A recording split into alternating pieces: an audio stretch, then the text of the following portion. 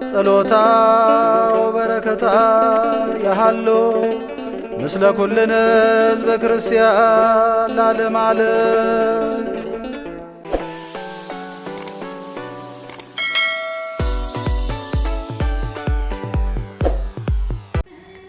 በስመ አብ ወወልድ ወመንፈስ ቅዱስ አሃዱ አምላክ አሜን።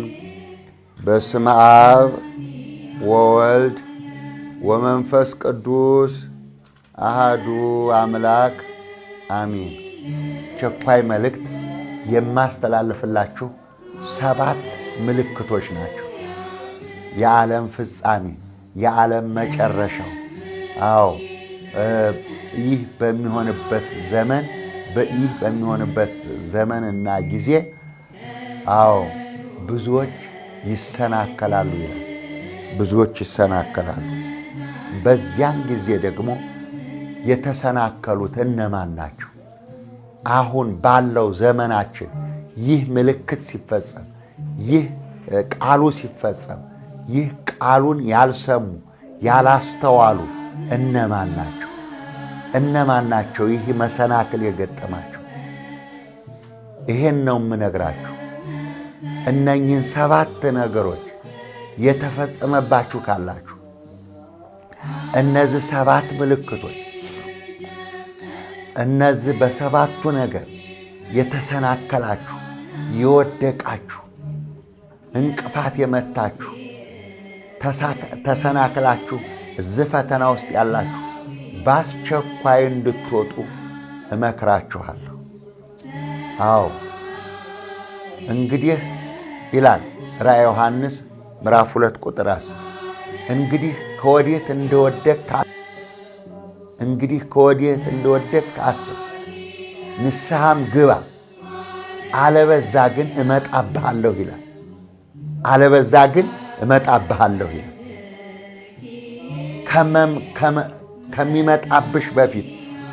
ከሚመጣብህ በፊት እግዚአብሔር ያንን የቁጣውን እጅ ከማንሳቱ በፊት ወደ ንስሐ እንድትመጡ እግዚአብሔር እናንተ ሸክም የከበዳችሁ ኑ ወደ እኔ ያሳርፋችኋለሁ ይላል። ኑና ረፉ፣ ውጡ ከዚህ ፈተና ውስጥ፣ ከዚህ መሰናክል ውስጥ፣ ከዚህ እንቅፋት ውስጥ ውጡ። እግዚአብሔር ደግሞ እንዲያወጣችሁ እንጸለያለን። እግዚአብሔር ከዚህ ፈተና እንዲያወጣችሁ እንጸለያለን። እናንተም ጸልዩ፣ ኑ ወደ ንስሐ።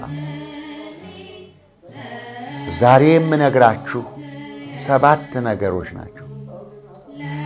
በማቴዎስ ወንጌል ምዕራፍ 24 ቁጥር 10 በማቴዎስ ወንጌል ምዕራፍ 24 ቁጥር 10 ላይ በዚያን ጊዜ ብዙዎች ይሰናከላሉ ይላል። በዚያን ጊዜ ብዙዎች ይሰናከላሉ ይላል። የተሰናከሉትን ደግሞ 7 አይነት ፈተናዎች እነግራችኋለሁ። 7 በዚያን ጊዜ ብዙዎች ይሰናከላሉ። እነማን ናቸው? እነዚህ እነማን ናቸው? ምን ያገኛቸው ናቸው? ምን ውስጥ የገቡ ናቸው? በምን ውስጥ ያለፉ ናቸው? በምን ውስጥ የወደቁ ናቸው? ስሙ። ቤተ ክርስቲያን ድምጿን ታሰማለች። ቤተ ክርስቲያን ድምጿን ታሰማለች። በሌሊት በሰዓታት በማህሌት ድምጿን ታሰማለች። በጠዋት በነግህ በማለዳ በኪዳን ጸሎት ድምጿን ታሰማለች። ቤተ ክርስቲያን ከሰዓት በቅዳሴ ድምጿን ታሰማለች። ቅዳሴው ድምፅ ነው። የቤተ ክርስቲያን ደወል ነው። በማታ በሰርክ ጸሎት በሰርክ ጉባኤ ድምጿን ታሰማለች። ዛሬና ነገ በቀጨኔ ምዕራፈ ቅዱሳን ሰገነት ቅድስት ኪዳነ ምሕረትና አቡነ ዘነማርቆስ ልዩ ጉባኤ ላይ ነን። ኑ ድምጿን ስሟት፣ ያኔ ትድናላችሁ። ስለዚህ በማቴዎስ ወንጌል ምዕራፍ 24 ቁጥር 10 በተቀመጠው መሰረት በዚያን ጊዜ ብዙዎች ይሰናከላሉ ያለው አንደኛ የተሰናከሉት በጌታችን በመድኃኒታችን በኢየሱስ ክርስቶስ ማስጠንቀቂያ መሰረት በጌታችን በመድኃኒታችን በኢየሱስ ክርስቶስ ማስጠንቀቂያ መሰረት በአንደኛ ደረጃ የተሰናከሉት ብዙዎች እኔ ክርስቶስ ነኝ እያሉ በስሜ ይመጣሉ ብዙዎችንም ያስታሉ። በአንደኛ ደረጃ የተሰናከሉት እነዚህ ናቸው።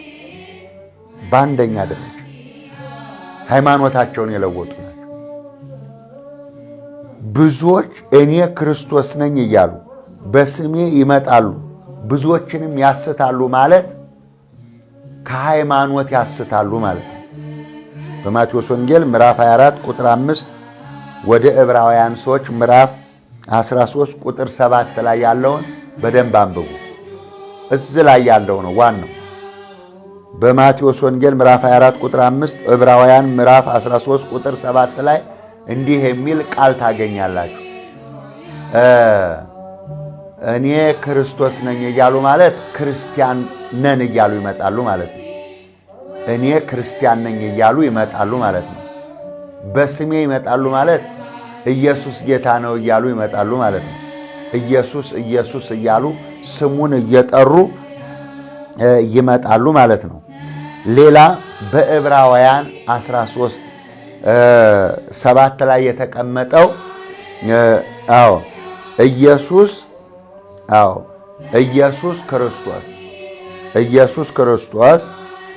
ኢየሱስ ክርስቶስ ልብ በሉ ትላንት ዛሬ ለዘላለም ያው ነው። በልዩ ልዩ እንግዳ ትምህርት እንዳትወሰዱ ተጠንቀቁ ይላል። ትላንትም በአባቶቻችን ኢየሱስ ነበር። በዚህ ቤተክርስቲያን በኢትዮጵያ ኦርቶዶክስ ተዋሕዶ ቤተክርስቲያን ውስጥ ኢየሱስ ነበር።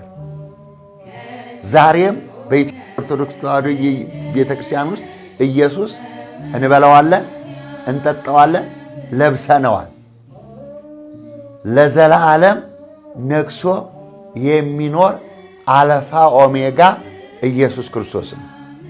ስለዚህ በተዋሕዶ የተገለጠ ሥጋ ለብሶ የተገለጠ በአንድነት በሦስትነት የመጣ ልብ ቃል እስትንፋስ ሆኖ በአንድነት በሦስትነት የመጣ ተዋሕዶ ሥጋ ለብሶ ተዋሃደ ሥጋ ለበሰ በአጭር ቁመት በጠባብ ደረት ተወስኖ ፍጹም ሰው ፍጹም አምላክ ሆኖ የመጣው ኢየሱስ ክርስቶስ በኢትዮጵያ ኦርቶዶክስ ተዋሕዶ ቤተክርስቲያን ይሰበካል፣ ይበላል፣ ይጠጣል፣ ሕይወት ነው። ከዚህ እምነት የወጣችሁ ተሰናክላችኋል።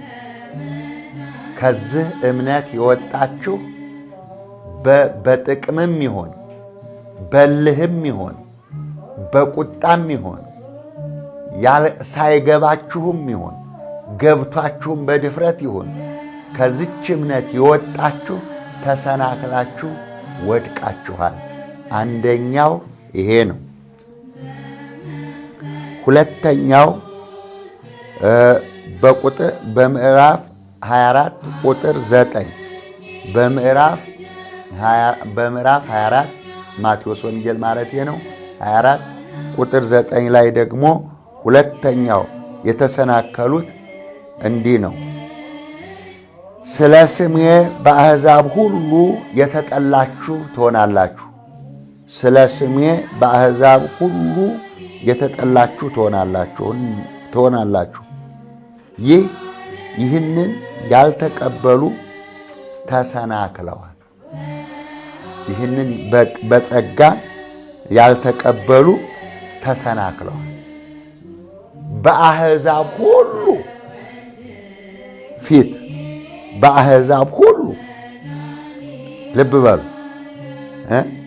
በስሜ ስለ ስሜ ስለ ጌታችን ስለ መድኃኒታችን ስለ ኢየሱስ ክርስቶስ ስም ስለ ስሜ በአሕዛብ ሁሉ ፊት የተጠላችሁ ትሆናላችሁ።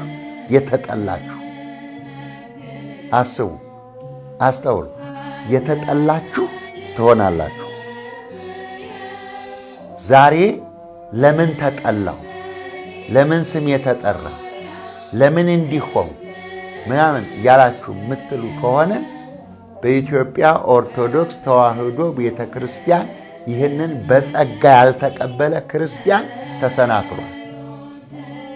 ይህንን በጸጋ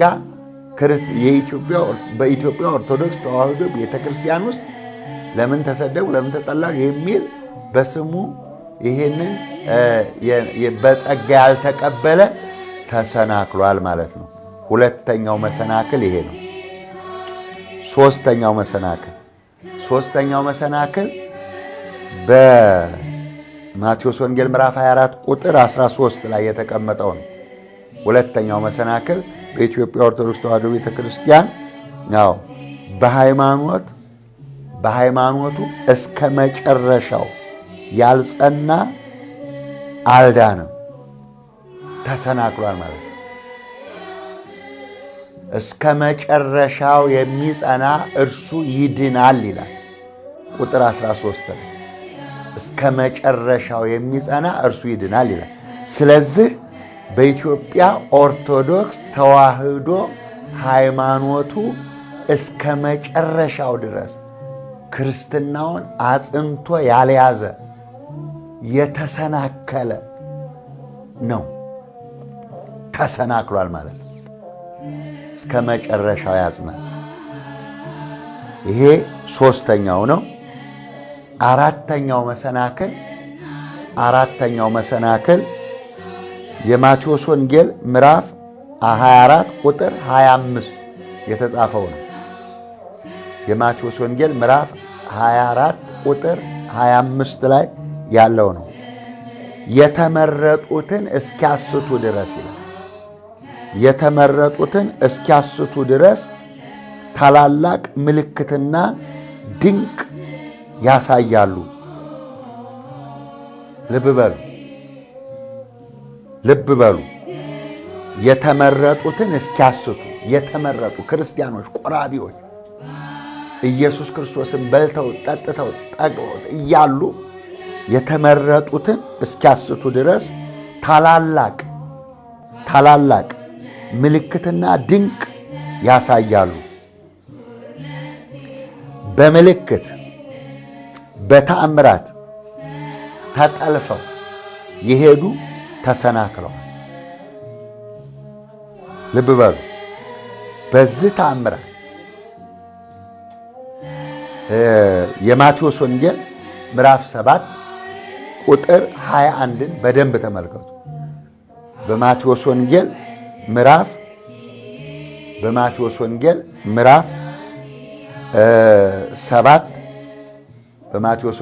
7 ቁጥር 21 አስተውል። በዚያን ጊዜ በስምህ ትንቢት አልተናገርንም ይሉኛል። በዚያን ጊዜ አጋንንት በስምህ አላወጣንም ይሉኛል።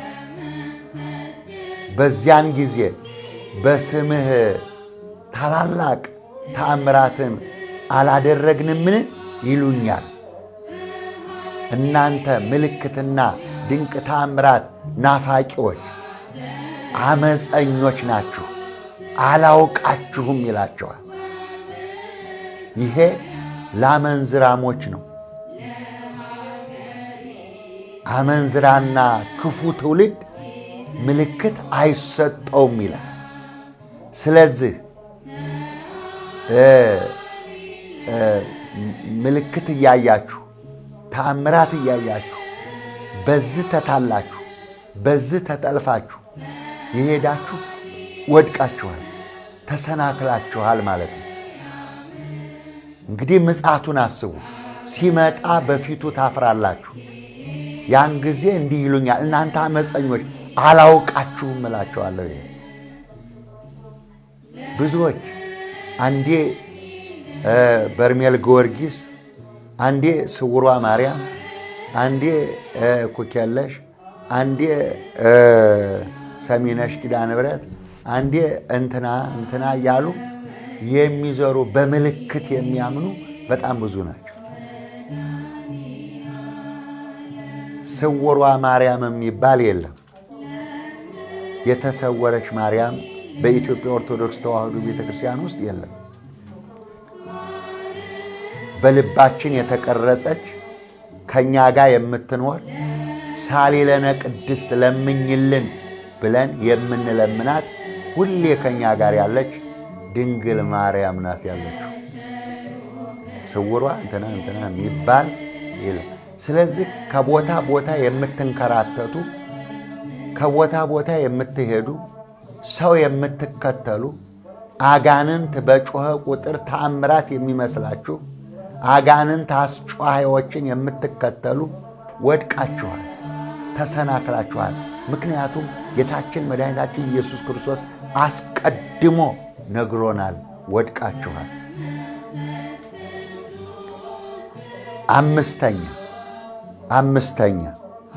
አምስተኛ ሁለተኛ ጢሞቴዎስ ምዕራፍ 3 ቁጥር 1-7 የተጻፈው የተፈጸመባችሁ ወድቃችኋል፣ ተሰናክላችኋል፣ ፈተና ውስጥ ነው ያላችሁት። ሁለተኛ ጢሞቴዎስ ምዕራፍ 3 ቁጥር 1-7 የተጻፈው የተፈጸመባችሁ። አዎ በመጨረሻው ዘመን የሚያስጨንቅ ዘመን ይመጣል ይላል። አንብቡት። የሚያስጨንቅ ዘመን ይመጣል።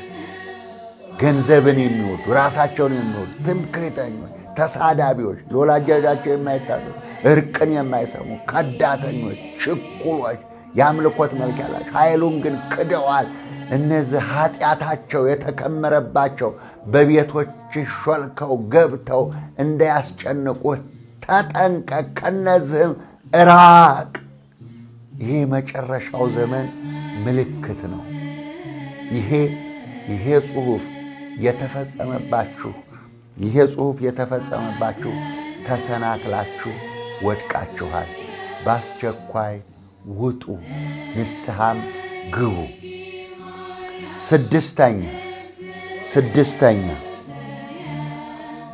ስድስተኛው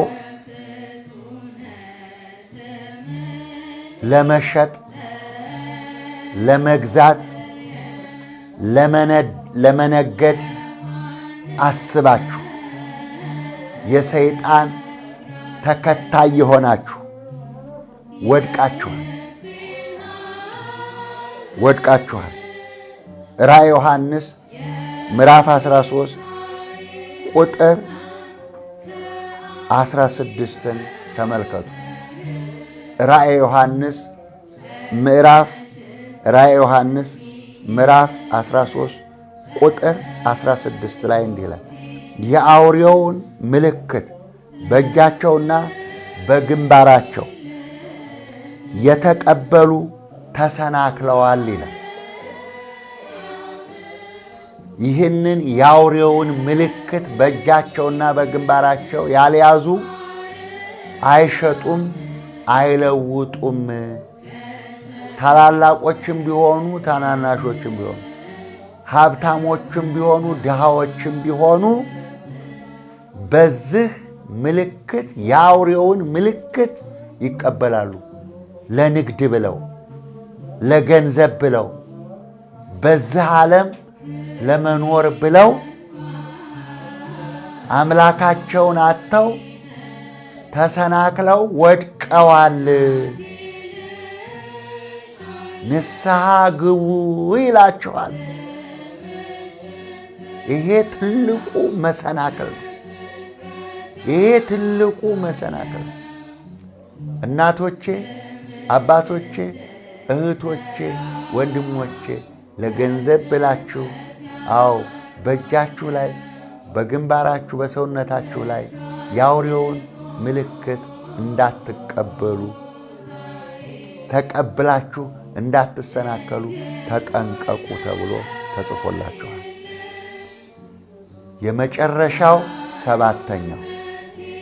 የመጨረሻው ሰባተኛው ተሰናክለው የወደቁ ሰዎች ይህንን ያደረጉ ናቸው። የአውሬው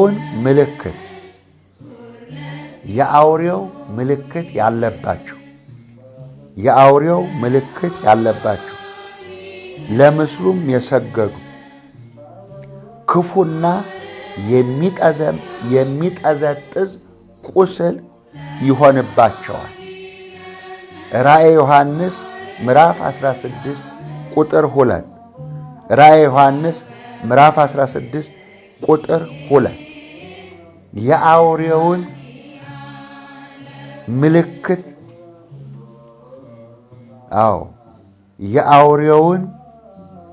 የአውሬውን ምልክት ያለባቸው ለምስሉም የሰገዱ ክፉ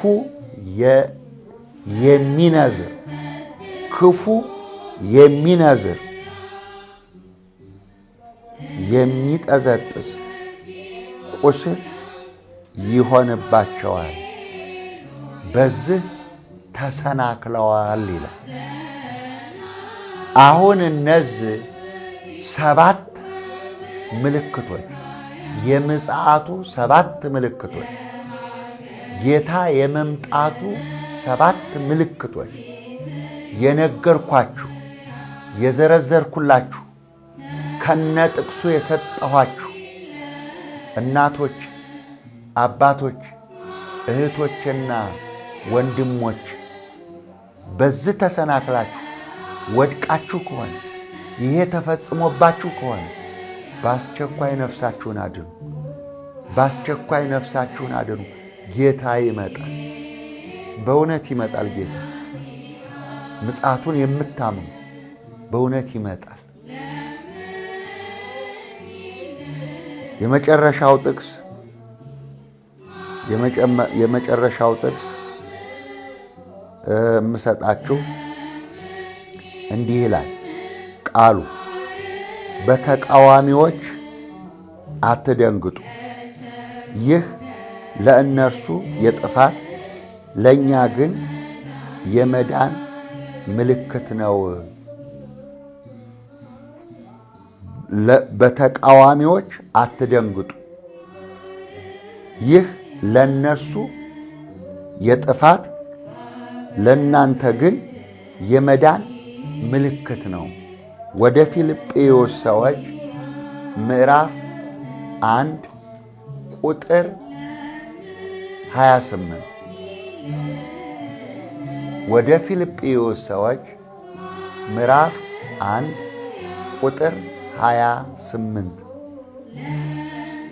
ለእኛ ለዳነው ሕይወት ነው የጌታችን የመድኃኒታችን የኢየሱስ ክርስቶስ መምጣት። በሃይማኖት ላሉት፣ በምግባር ለታነጹት፣ ንስሐ ለገቡት፣ ተጣልተው ለታረቁት፣ ሥጋውን ለበሉት፣ ደሙን ለጠጡት፣ ፊቱን ለናፈቁት፣ ሁልጊዜ ለሚጠባበቁት ለእኛና ለእናንተ ጌታችን መድኃኒታችን በቶሎ ይምጣል። ከመከራው ከስቃው ከዚህ ሁሉ ያሳርፈናል። ከእርሱም ጋር ለዘላለም ነግሰን እንኖራለን። አባቶቼ፣ እናቶቼ፣ እህቶቼና ወንድሞቼ ዛሬ በምጽአቱ በአስቸኳይ መልእክት ያስተላለፍኩላችሁ ይሄ ነው። አነሳስቶ ላጀመረን አጀምሮ ላስፈጸመን ለልዑል አምላካችን ክብር ምስጋና ይድረሰው። በሰላም ዋሉ፣ በሰላም እደሩ።